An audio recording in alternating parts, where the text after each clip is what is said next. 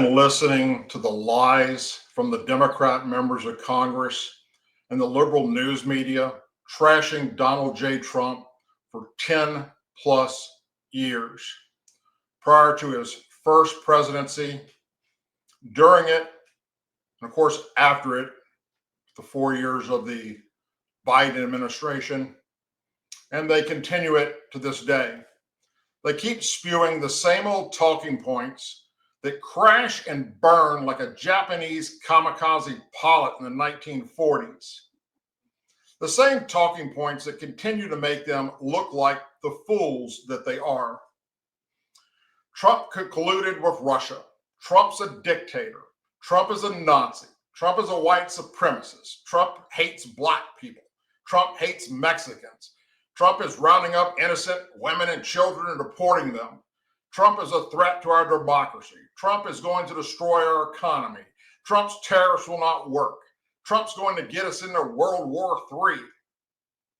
All 100% bullshit lies.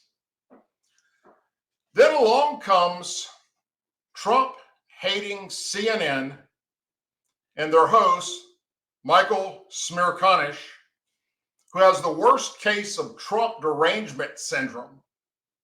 And it takes him to shut down the left and the Democrats up in Washington, D.C. That's right. A man who cannot stand Donald Trump. Many of you have never seen this clip that I'm about to share with you, but it's important that all Americans see this. Democrats, liberals, conservatives, Republicans, doesn't matter what your political party is, to see somebody that hates Donald Trump on a program and a network, CNN, that hates Donald Trump, finally admit what we've all known all along, and that is that Donald J. Trump is making America great again.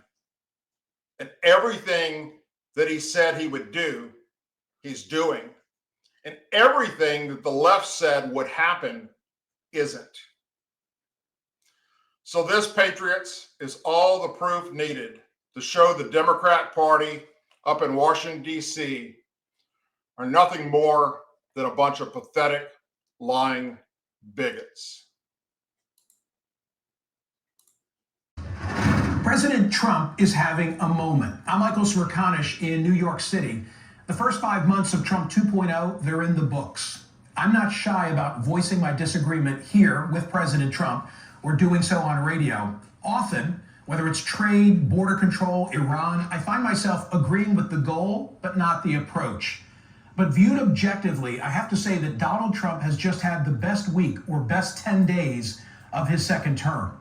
I'm still not sure bombing Iran was warranted. As I said last week, I'd have liked to have seen the evidence of Iran being on the nuclear doorstep rather than take Prime Minister Netanyahu's word for it, especially in the face of what DNI Tulsi Gabbard had testified in March and what Trump himself was saying right up until Israel launched its strike against Iran. But the mission was carried out with stealth and with precision. There were no American casualties, and while Congress is divided after receiving briefings on the extent of the damage, I'm sure that we've derailed Iran's nuclear program, at least temporarily, and there's some valuable deterrent effect for America's adversaries who witnessed last week's exercise. Then, last Tuesday, President Trump left the White House en route to Europe. At the time, there was a question as to whether Israel and Iran would honor a ceasefire. That caused the president to offer the most unfiltered, non-controversial, direct words that I can recall anybody ever saying about the Middle East. We basically have two countries that have been fighting so long and so hard that they don't know what the they're doing. Do you understand that? Cut to The Hague, where he arrived for NATO meetings and was able to wrangle an agreement from our allies to more than double their defense spending target from 2% of gross domestic product to 5% by 2035. Also, while at NATO, in a press availability, he did something rare for Trump and I found rewarding. He showed empathy. It came in an exchange with a Ukrainian journalist who said that her husband was a soldier. She asked whether the U.S. would supply her country with Patriot missiles. Are you living yourself now in Ukraine? My husband is there. Wow. And I can see you very, it's amazing. And me with the kids, I'm in Warsaw actually, because he wanted me to be. Is your husband a soldier? No? He's there now. They do want to have the missiles, okay, as they call them, the Patriots. And we're going to see if we can make some available. I wish you a lot of luck. I mean, I can see it's very upsetting to you. So say hello to your husband, okay? Also in that presser, he was more reflective and respectful than usual of our allies. They want to protect their country, and they need the United States. And without the United States, it's not going to be the same. And I left here differently. I left here saying that these people really love their countries. It's not a ripoff, and we're here to help them protect their country. Back at home, Trump claimed that he's reached a trade deal with China and soon expects the same with India. Commerce Secretary Howard Lutnick told Bloomberg that the deal was signed earlier this week. China's Commerce Ministry said Friday the two sides had further confirmed the details of the framework. Of course, Trump's initial imposition of tariffs wreaked havoc on American markets back in the spring. But now the markets have rebounded and grown. The S&P 500, NASDAQ hit record highs just yesterday. And it's not just the stock market. Inflation, the great economic fear of recent times, seems to be tamed. The rate is now reported at 2.4%, down from a high of 7% just 4 years ago. Meanwhile, blue-collar workers have seen real wage growth of 1.7% in Trump's first 5 months. This is the largest such increase in nearly 3 generations. Notwithstanding its impact on our national debt, there's also hope among some that Trump's big, beautiful bill will give further financial relief to blue-collar workers, as well as create incentives to build more factories in the U.S. Some already see this happening. For instance, General Electric has just announced that it'll invest almost $500 million in moving production of washing machines from China to Kentucky. And then there's the border.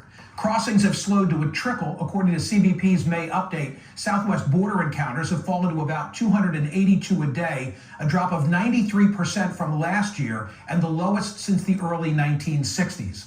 Perhaps the loudest cheering for those border numbers is coming from America's Latino community, which might initially sound counterintuitive. On Thursday, Pew Research released an enormous data analysis of the 2024 election, which contains several surprises. High on that list, President Trump won a bigger percentage of the Latino vote than previously believed. Hillary Clinton had a 38% lead over Trump among Hispanics in 2016. Joe Biden beat Trump in this demo by 25 percentage points. Kamala Harris's margin among these same voters over Trump, just 3 points. Even more surprising, perhaps, Pew Research concludes that if everyone had voted in 2024, contrary to the widely held belief that higher turnout helps Democrats, Trump would still have won. The data show 44% of non-voters said that they would have gone for Trump compared to 40% of non-voters who would have gone for Harris. So if more had voted, his margin would have grown. Yesterday came a huge decision from the Supreme Court. The High Court declared that federal district judges exceeded their authority when issuing nationwide injunctions against Trump's executive order on birthright citizenship. This will, of course, strengthen executive power both for Trump and for his successors. And finally, a Democratic socialist just won the nomination for mayor of New York City. And perhaps you're wondering, well, how does that affect Trump? It gives him the perfect foil, someone to play off in future political battles. This morning's New York Post references campaign literature for Zohran Mamdani, which advocates for increased taxation for, quote, richer and whiter neighborhoods. Just imagine what Trump will do with that. Winning became a punchline that Trump's opponents used to lampoon him in his first administration. He was a political novice then, surrounded by a team with which he was unfamiliar, and he was probably as surprised as the rest of us were that he won the election. This time is different. This time he came with a plan and a cabinet with senior advisors comprised of loyalists all well known to the president. And recently he's exhibited a more layered approach to governing on both the domestic and international front, no longer solely guided by winning each day's news cycle. By any objective measure, President Trump has his opponents on the run.